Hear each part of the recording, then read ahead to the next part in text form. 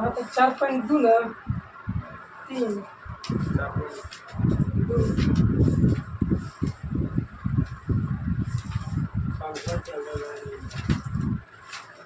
पंखा ज़्यादा चल रहा है।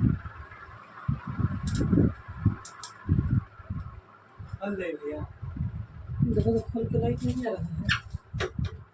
इसमें नहीं, परछाई पता है परछाई तो पूरा इसका उसका परछाई नहीं आ रहा है। नहीं, आपको परछाई आ रहा है। हमको परछाई पड़ रहा है। ये लाइट से इसको आगे करेंगे ना तो चलो तो कहाँ तक बता दीजिए 13 तक बता दिए थे ना 14 बताना है। देखो 14 सॉरी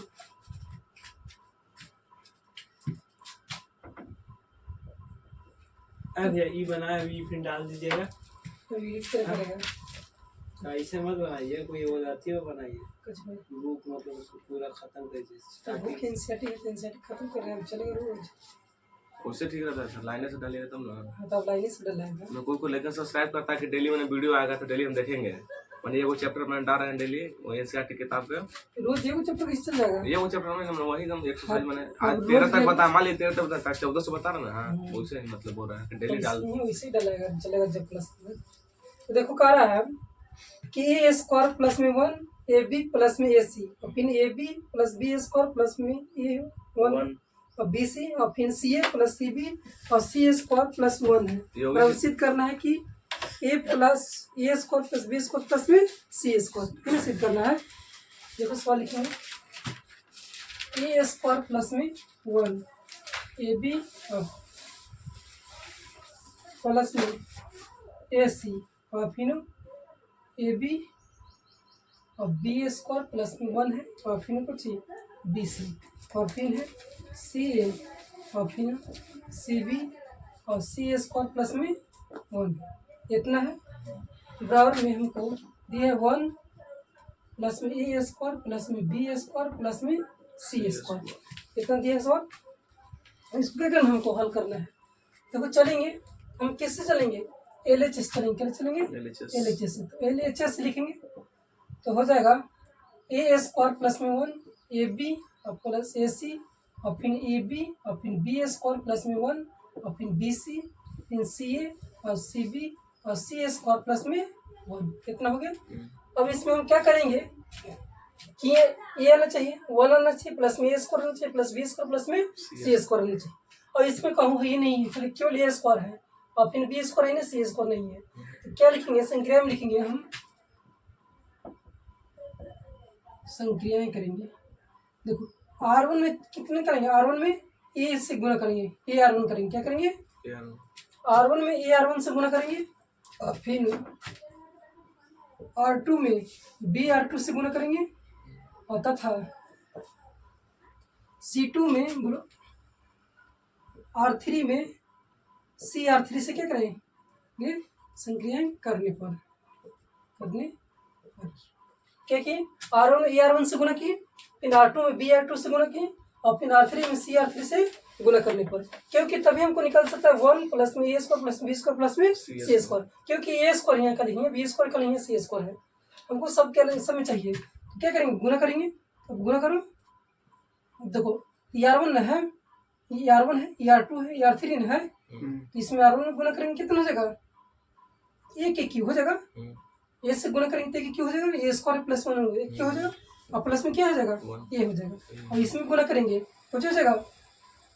ए बी से किसको में ए बी स्क्वायर R2 में ना ये R2 ना है बी R2 है तो बी से गुना करेंगे कितना हो जाएगा ए बी स्क्वायर हो जाएगा और फिर इसमें सी से गुना करेंगे तो सी स्क्वायर ए हो जाएगा ना और प्लस में कितना है ए बी फिर बी स्क्वायर 1 और प्लस में सी बी और फिर ये कितना हो गया ए सी और बी सी और फिर सी स्क्वायर 1 हो जाएगा। अब देखो इतना से हम गुना किए थे इतने से क्या करेंगे भाग करेंगे क्या करेंगे भाग करेंगे तो 1 बटा में ए बी सी से क्या करेंगे भाग देंगे तो से भाग देंगे तो फिर कितना बच जाएगा ए स्क्वायर प्लस 1 बच जाएगा फिर ए बी बच जाएगा फिर सी ए बच जाएगा ना तो फिर हम भाग दे दिए। अब हम इसको में क्या करेंगे देखो अब हम देखो इसमें से अब इसमें से कॉमन कितना लग रहा है, इसमें ए स्क्वायर है, इसमें भी ए कॉमन है, इसमें भी ए कॉमन है, इसमें भी क्या है ये कॉमन कॉमन है, इसमें भी क्या है इसमें भी कॉमन है, इसमें भी कॉमन है, इसमें भी क्या है कॉमन भी कॉमन है। सी ये भी सी R1 से गुणा किया तो एक ही प्लस में एक ही हो जाएगा, R1 और R1 होता है R1 इस कॉलम R1 में इस समय गुणन होगा और फिर B2 में इसमें समय गुणन होगा, B3 में इस समय गुणन होगा तब होगा। तो इसमें एक ही से गुणा किया, इसमें इससे गुणा किया है तो इसमें भी इससे गुणा किया तब ना स्क्वायर होगा B और प्लस में इसमें कुछ चाहिए स्क्वायर कैसे बोला किया सर?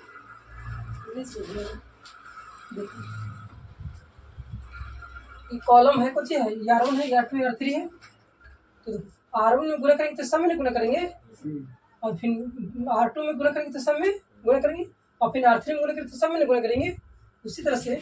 हम गुणा किए हैं 1/s क्या ये B C से भाग देंगे, क्या करेंगे गुणा करें तो भाग देंगे, तो गुणा करते ए स्क्वायर हो जाएगा और प्लस में कितना हो जाएगा ए हो जाएगा, अपने इसमें ए से गुणा कितना हो जाएगा स्क्वायर बी हो जाएगा और प्लस इसमें भी गुणा करेंगे इससे कितना हो जाएगा ए स्क्वायर सी हो जाएगा और इसमें भी कुछ बी से गुणा करना है ए बी स्क्वायर हो जाएगा और फिर बी क्यू क्या हो जाएगा बी हो जाएगा और प्लस इसमें कितना हो जाएगा बी स्क्वायर सी हो जाएगा। अब इसमें करने करें सी से सी स्क्वायर ए हो जाएगा और फिर इसमें सी स्क्वायर बी हो जाएगा और फिर इसमें सी के क्यूब प्लस में सी हो जाएगा, हो जाएगा ना। अब इसमें से हम कितना कॉमन लेंगे, इसमें से एक कॉमन ले लेंगे ए स्क्वायर से लीजिए ना, ए इसको कॉमन नहीं लेंगे ना, तो इसमें से ए स्क्वायर हम कॉमन लेते हैं, ए स्क्वायर ए कॉमन लेते हैं, ये बचेगा प्लस में 1 बच जाएगा, इसमें ए भी बचेगा प्लस में इसमें ए सी बच जाएगा क्योंकि इतना से गुणा किए हैं, इसमें ए से गुणा किए, इसमें बी से गुणा किए, इसमें सी से गुणा किए और फिर इतना इस भाग में क्या जाएगा कट जाएगा, ए बी सी से कट जाएगा तो फिर इतना नहीं बच जाएगा ना, इतना ही बच जाएगा। तो अब देखो हमको क्या करेंगे, अगर इसमें जोड़ेंगे ये हेलो एक क्यों है हेलो क्लास में एक क्यों निकलेगा क्लास में बी इसको बचेगा, इसमें से निकलेगा सी इसको बचेगा, ठीक है। अब इसमें हम क्या करेंगे, इसमें हम क्या करेंगे ए कॉमन, इसमें से कितना कॉमन लेंगे, देखो ए इसमें से ए कॉमन लेंगे, इसमें से कितना कॉमन लेंगे बी कॉमन लेंगे, इसमें से कितना कॉमन लेंगे सी कॉमन लेंगे। देखो इसमें भी है, इसमें भी है, इसमें भी है, देखो इसमें भी है, इसमें भी है, इसमें भी क्या है बी है, इसमें भी सी है, इसमें भी सी, इसमें भी सी है, क्या कॉमन लेंगे ए बी सी कॉमन लेने पर लिखेंगे ए बी सी कॉमन नहीं 1/ABC और फिर गुणा करने कितने लिए ए बी सी कॉमन ले लिए, ए बी सी कॉमन लेते कितना बच गया ए स्क्वायर और प्लस में 1 बच गया ना, और प्लस में कितना बच गया ए बी बच गया और कितना बच गया सी ए बच गया, बोले सी स्क्वायर ए बच गया ना। और बी स्क्वायर देखो इसमें से हम ये कॉमन नहीं है, ये क्यों ना था, देखो ये निकल गया कितना बच गया ये स्क्वायर और फिर ये था तो ये निकल गया तो ये बच गया और ये देखो कुछ है ए बी स्क्वायर क्या है ए बी स्क्वायर है, तो इसमें से ए निकल जाएगा कितना बचेगा केवल बी स्क्वायर बचेगा और इसमें से कितना निकल जाएगा, निकल जाएगा कितना बचेगा सी स्क्वायर निकल जाएगा और फिर इसमें से क्या निकलेंगे हम बी कितना बचेगा ए स्क्वायर बचेगा, इसमें से बी निकलेगा कितना हो जाएगा बी स्क्वायर 1 हो जाएगा और इसमें से क्या निकलेगा बी निकलेगा कितना बचेगा बी निकलेगा कितना बचेगा सी स्क्वायर बचेगा। अब देखो अब इसमें से कितना कॉमन लेंगे, इसमें से सी कॉमन लेंगे, तो सी कॉमन लेंगे कितना बचेगा ए स्क्वायर बचेगा और इसमें से सी लेंगे कितना जाएगा बी स्क्वायर और इसमें से सी कॉमन लेंगे तो सी स्क्वायर प्लस में 1 इतना कॉमन निकल गया। अब हम क्या करेंगे इसको, देखो अब देखो ए बी सी से बी सी क्या हो जाएगा कट जाएगा बराबर फिर लिखेंगे। अब देखो इसमें क्या करेंगे, अब हम करेंगे R1 प्लस में R2 प्लस में R3 को जोड़ने पर क्या करेंगे संख्या लिखेंगे, संख्या है R1 में चलेंगे R1 प्लस में R2 प्लस में R3 करने संख्या करेंगे तो R1 प्लस R2 प्लस में R3 करेंगे, देखो क्या हो जाएगा इधर तो सब कट गया है कितना बचेगा इधर, इसमें से देखो R1 plus R2 plus R3 करेंगे कितना हो जाएगा ए स्क्वायर हो जाएगा प्लस में बी स्क्वायर हो जाएगा प्लस में सी स्क्वायर प्लस में 1 हो जाएगा, क्योंकि A square plus B square plus C square plus में 1 प्लस इसमें हो जाएगा A square B square C square plus में 1 तो ए स्क्वायर प्लस में बी स्क्वायर प्लस में सी स्क्वायर प्लस में 1 अब इसमें भी क्या जाएगा ए स्क्वायर प्लस में बी स्क्वायर और प्लस में सी स्क्वायर प्लस में 1 और जितना नीचे से उतना ही रह जाएगा बी स्क्वायर प्लस में 1 और उसमें बी स्क्वायर इसमें सी स्क्वायर इसमें सी स्क्वायर और सी स्क्वायर प्लस में 1 इतना हो जाएगा। अब क्या हो गया हमको common A square plus B square plus C square plus में 1 क्या हो गया कॉमन हो गया एक तीनों में है तो कॉमन ले लेंगे तो ये 1 प्लस में ए स्क्वायर प्लस में बी स्क्वायर और प्लस में सी स्क्वायर कॉमन लेंगे कितना बचेगा एक बच गया ये बी स्क्वायर बच गया ये बी स्क्वायर प्लस में 1 बच गया ये बी स्क्वायर हो गया ये सी स्क्वायर और सी स्क्वायर प्लस में 1 इतना बच गया ना तो ये कितना बच गया ये तो हमें 1 बच गया है कितना हो गया ये तो कोई दिक्कत नहीं ना है। अब हम क्या करेंगे इसको हम प्रसार करेंगे क्या करेंगे प्रसार करेंगे तो लिखेंगे कि R1 के सापेक्ष प्रसार करते हैं चाहिए देखो इसमें से इसमें माइनस करते हैं क्या करते हैं देखो C1 में से C2 को माइनस करते हैं देखो B2 में से B2 क्या जाएगा 0 हो जाएगा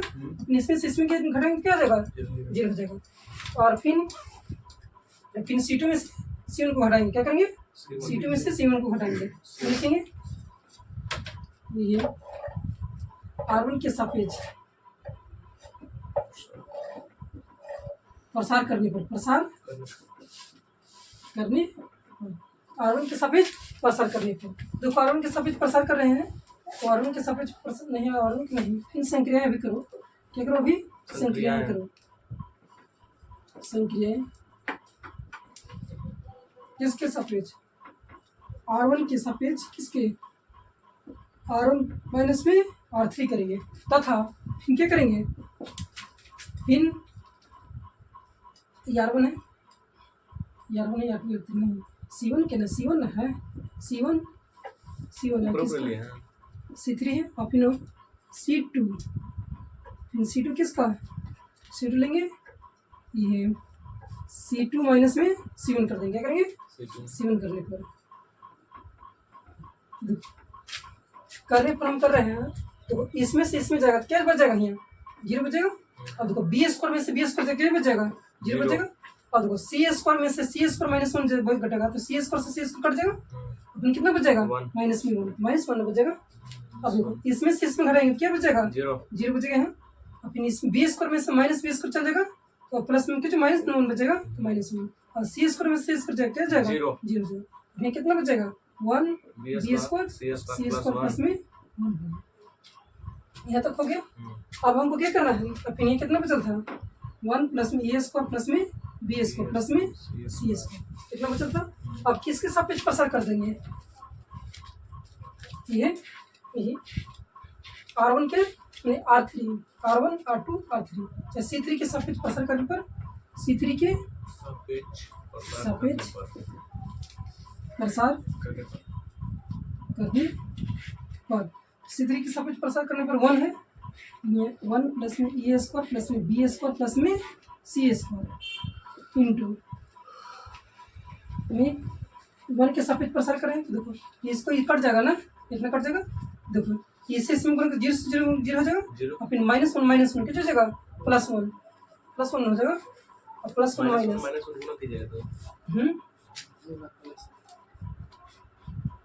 इसके सापेक्ष करें तो -1 हो जा रहा है तो फिर इसको सापेक्ष करेंगे तो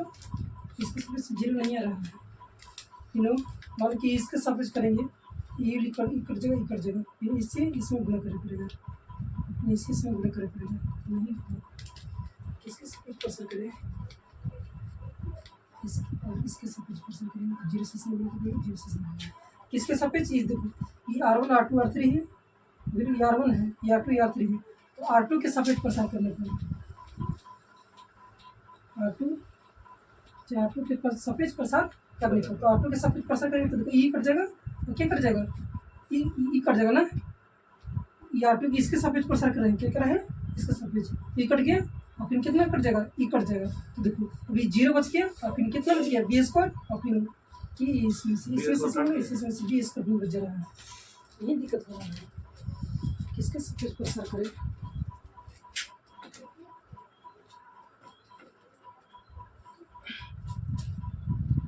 किसके सापेक्ष करें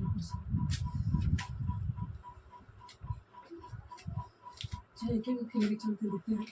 इसके सब कुछ किया तो ये 0 हो गया, ये 0 हो गया, इसके से भी ये 0 हो गया, इसी से घटेंगे तो -1 बच गया। और तीनों में ये क्या करते हैं 1 बी स्क्वायर प्लस में 1 और तीनों में सी स्क्वायर, तीनों 1 B square C square plus में 1। इसके सब कुछ करेंगे तो ये और इक्वल जाएगा, ये और इक्वल जाएगा, इसके साथ इसके साथ माइनस में 1 बचे जाएगा। देखो कुछ लगाओ दिमाग, इसके साथ करेंगे तो आ जाएगा 0। 0 ना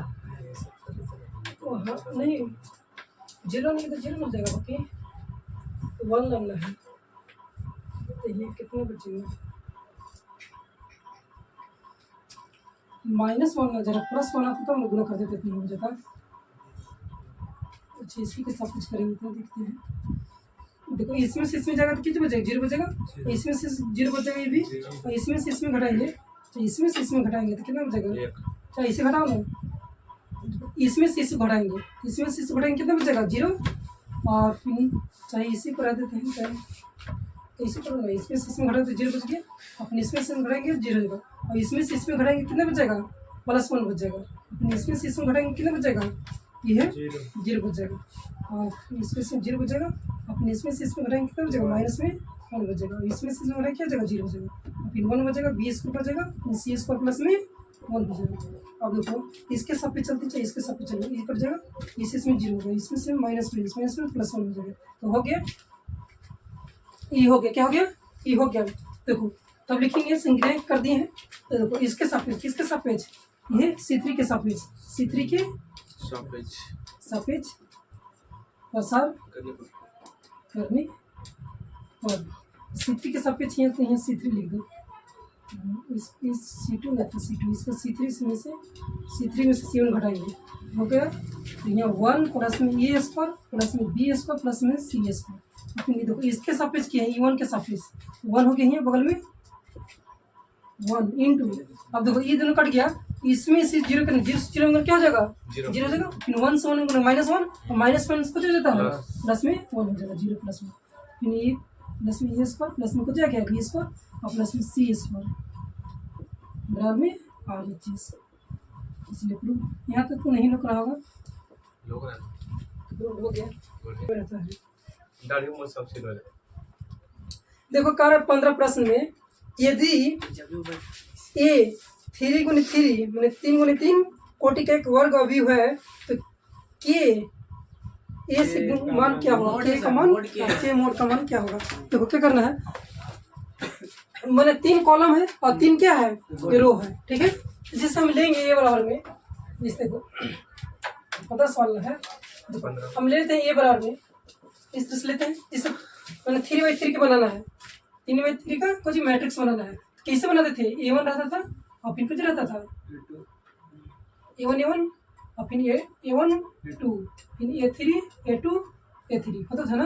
फिर कुछ ये है A2 1 फिर A2 2 फिर A2 3 और फिर कुछ A3 1 फिर कुछ A3 2 और फिर A3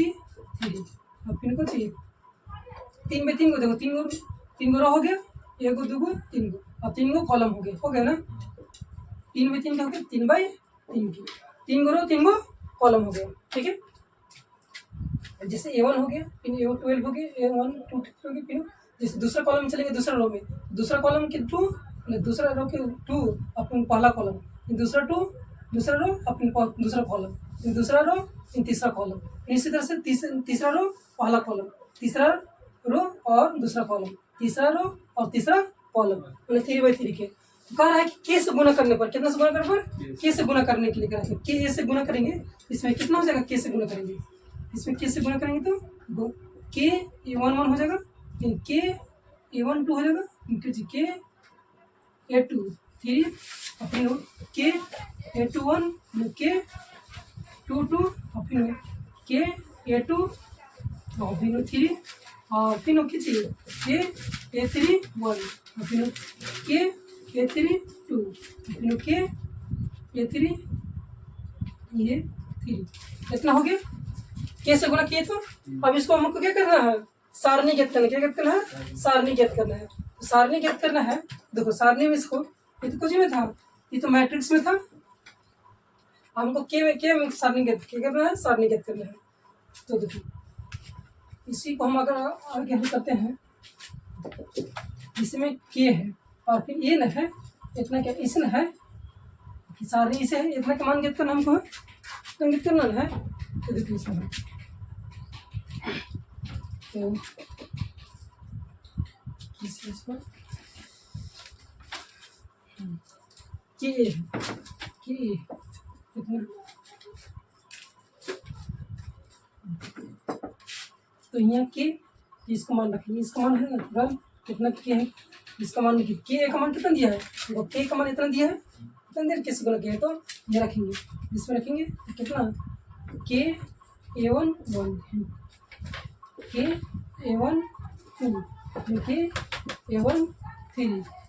के A2 1 के A2 2 के A2 3 के A3 1 के A3 2 के A3 3, कितना हो गया, हो गया ना। अब इसमें क्या है, सारणी कितना, सारणी क्या होता है हमेशा मोड के फॉर्म में होता है। अब इसमें से हम, इसमें से कितना कॉमन है, इसमें भी कितना कॉमन है के, इसमें भी कितना कॉमन है के कॉमन है, क्या ले लेंगे के कॉमन ले लेंगे, तो के इसमें से निकलेगा के, और इसमें भी के निकलेगा, तो इसमें भी के निकलेगा। देखो ये नहीं लीजिएगा, नहीं तो इतना का मान, के का मान तो रखे हैं, के का मान है, तो के का मान ही रखेंगे। और इसमें से तीनों में देखो सारणी के रूप में आ गया, क्या क्या पहले मैट्रिक्स था, आपको जो क्या सारणी में मान दी रख दिए। अब इसमें से देखो कितना कॉमन होगा सारणी में, इसमें से क्या कॉमन, इसमें भी क्या है कॉमन है के, इसमें क्या है कॉमन के है, तो कितना कॉमन है के की कॉमन है ना, तो के की कॉमन ले ली, तो फिर कितना बच गया A1 1 फिर A2 1 फिर A2 A1 2 फिर A1 3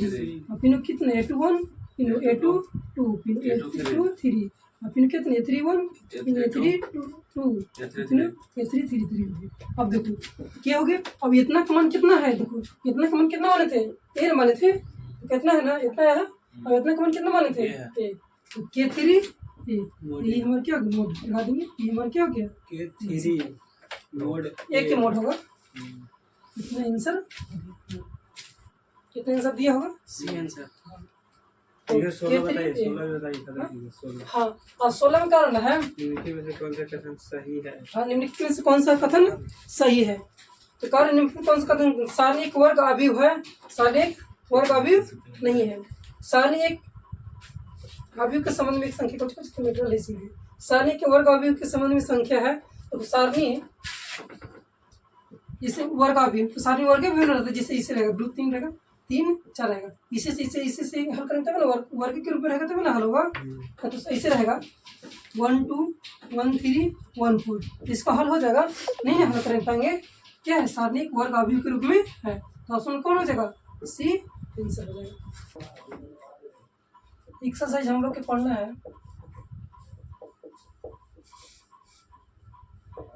कितना 4.3 पढ़ना, और इसमें पढ़ना है त्रिभुज का क्षेत्रफल, क्या पढ़ना है,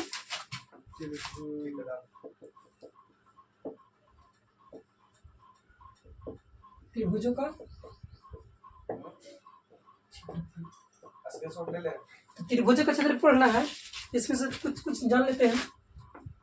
देखो तो त्रिभुज,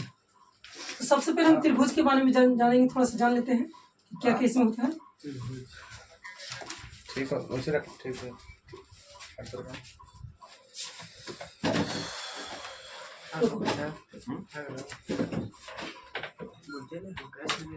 देखो त्रिभुज का क्षेत्रफल, तो त्रिभुज का क्षेत्रफल, तो सबसे पहले हम त्रिभुज किससे कहते हैं, त्रिभुज मालूम होना चाहिए कि त्रिभुज किससे कहते हैं, तो 3 सरल रेखाओं से घिरी हुई बंद आकृति क्या कहते हैं, त्रिभुज कहते हैं। 3 सरल रेखाओं से घिरी हुई बंद आकृति को त्रिभुज कहते हैं। त्रिभुज में 3 भुजाएं होते हैं, कितना होता है 3 भुजा होती है, AB BC और AC, 3 भुजा होता है। और त्रिभुज में 3 कोण होता है, कौन कौन, कोण A कोण B और कोण C। त्रिभुज में भी क्या होता है 3 कोण होता है। और हम क्लास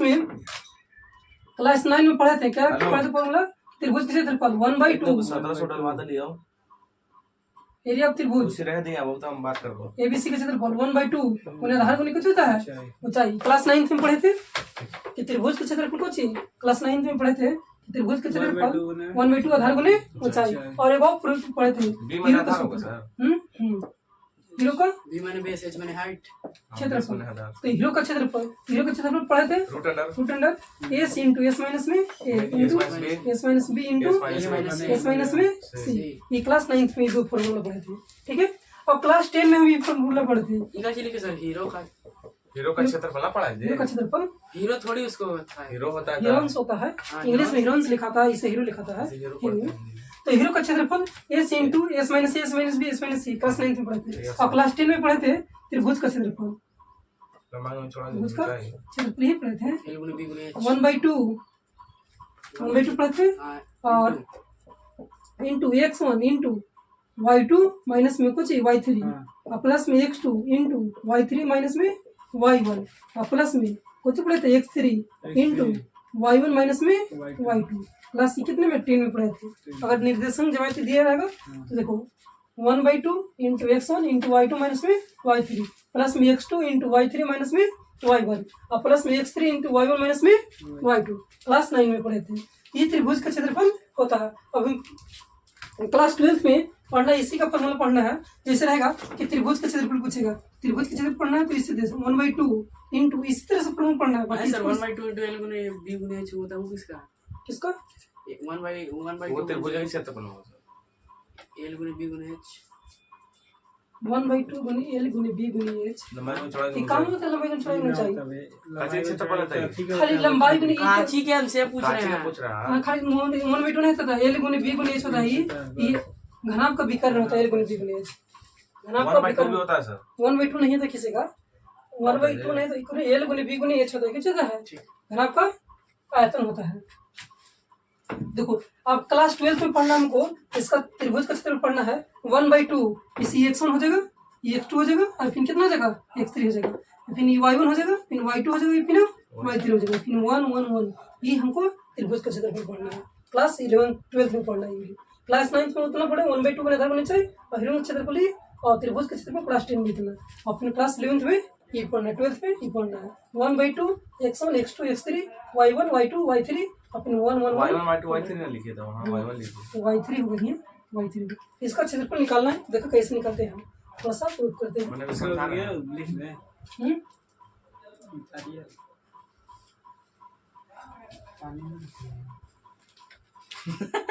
यस लग जाना है।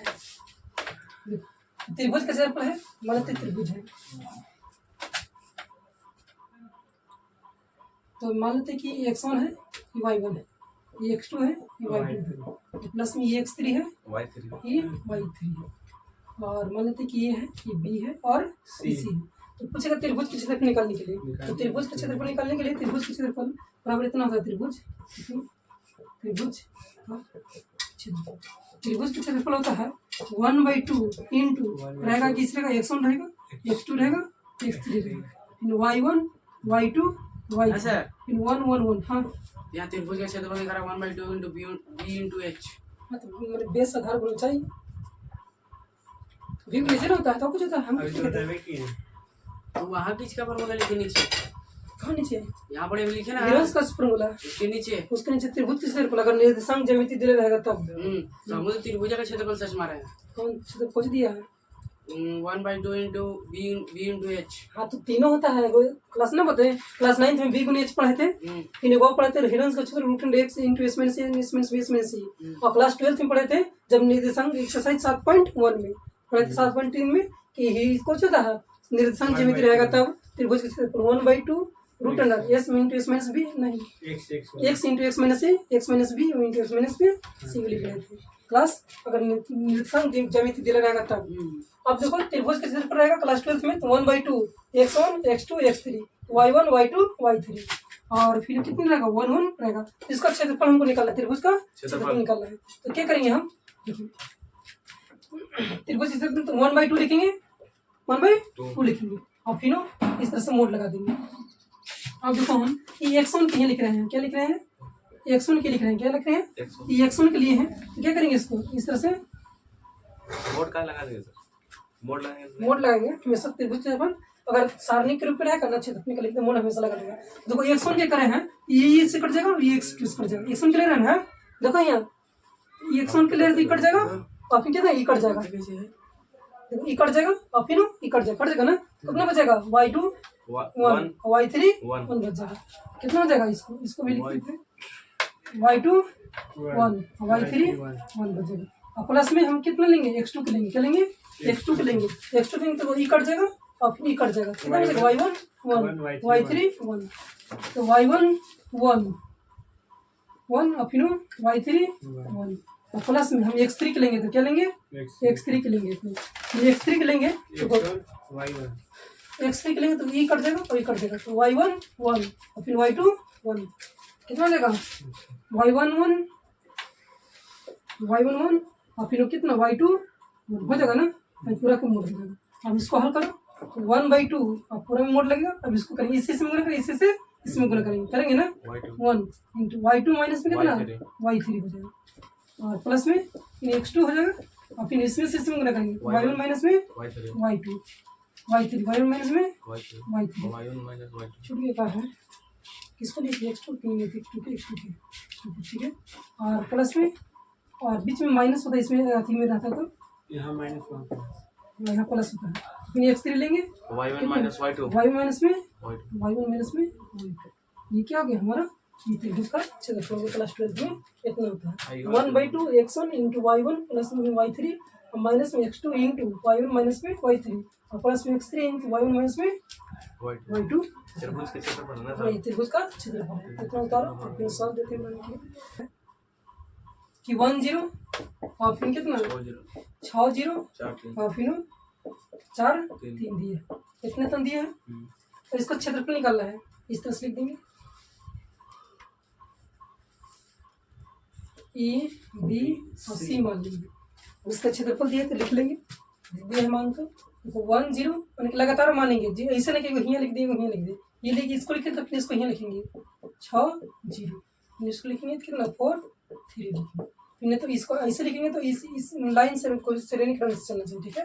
ये का मान हो गया, ये बी का मान हो गया और इसी का मान हो गया। अब त्रिभुज का क्षेत्रफल निकालना है, लगाएंगे त्रिभुज का क्षेत्रफल, ये y1 है ना त्रिभुज क्षेत्रफल बराबर 1/2 इंटू होता है, इनको जो होता है तो डायरेक्ट वैसे नहीं करो, वो फॉर्मूला तो याद कर केवल रखना है, याद करके तो देखो बैठाते हैं कौन सा x1 होता है पहले, तो देखो x1 ही ना है, देखो ये x1 है और ये फिर कुछ है y1 है और ये कितना है x2 है, ये y2 है, फिर कितना ही है x3 है और फिर कुछ है y3 है, ठीक है। तो ये x1 है ये y1 है, ये x2 है y2 है, ये x3 y3 है। शुरू में फॉर्मूला कुछ होता है पहले x1 होता है, यस सर x1 कितना है 1 इंटू y2 y2 माइनस में y3, तो y2 कितना है 0 y3 कितना है 3, तो माइनस 3 हो जाएगा केवल 0 माइनस में 3 ऐसे कर देते हैं और प्लस में माइनस माइनस में होता है x2 y1 minus y3 x2 का मान कितना है 6 इंटू क्लास में फिर y2 माइनस y3 तो y2 कितना है 10 मिनट लगता 0, फिर y3 कितना है काम भी करा ना कॉल कर मुझे y3 माइनस y1 होता है, y1 माइनस y3 तो y3 माइनस y1 होता है, तो y3 कितना है 3 है फिर y1 कितना है देखो 0 ना है 0 और प्लस में x3 तो x3 कितना है 4 इंटू कुछ होता है y1 माइनस में y2 तो y1 कितना है 0 y2 कितना है 0 माइनस में 0 हो जाएगा। तो इसको हल करो 1/2 इंटू 1 में से 0 कितना जाएगा -3 और फिर 6 में से 3 कितना जाएगा 6 3 18 सर मैं लिखवाना है वो क्या कहते हैं शुरू में